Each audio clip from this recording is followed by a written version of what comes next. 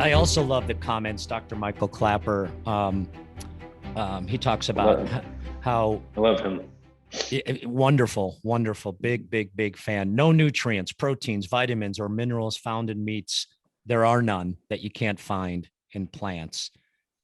Chad, do you believe that society is beginning to understand that more and more? I did a little bit of research. I mean, it just keeps going up, but almost 10 million people are self-identifying as plant-based in the United States. That's up 3,000% in the last decade, right? Yeah. What's crazy is that if you look, first of all, I love Michael. I was just with him in New York last weekend for an event. So I loved seeing him. I hadn't seen him in a while. But what's amazing is if you look at, because I'm now in the CPG space, so I'm in the retail product space now.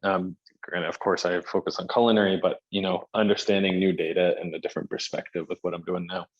And over 50% of shoppers in the U.S. are actively seeking plant-based alternatives. Over 50%, which is crazy. It was like 49% a couple months ago, and I just saw new data around 51, 52%. In the U.K., it's almost 77%, 75 or 77% of shoppers that are actively seeking protein alternatives. And it's that whole, I hate the term flexitarian because we're all flexitarians since we were born. But I think that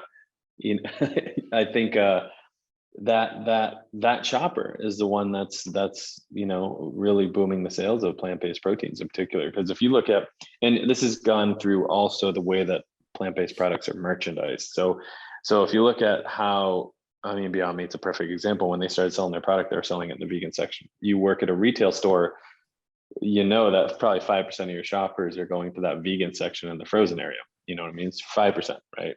At the time, anyways. Once you start merchandising that plant-based meat next to regular meat, you're getting the shopper that is that flexitarian shopper that's going to be in the meat department and be like, you know what? I'm going to try this plant-based protein this week because I'm going to swap it out for this meal, right? And so you get that shopper and you get that adoption. They saw sales, grow tenfold over just by where it was placed in merchandise, and retailers are following suit. Now you see a lot of the burgers are in the meat section, right? And a lot of plant-based chickens are in the meat section. A lot of dairies are in the dairy section.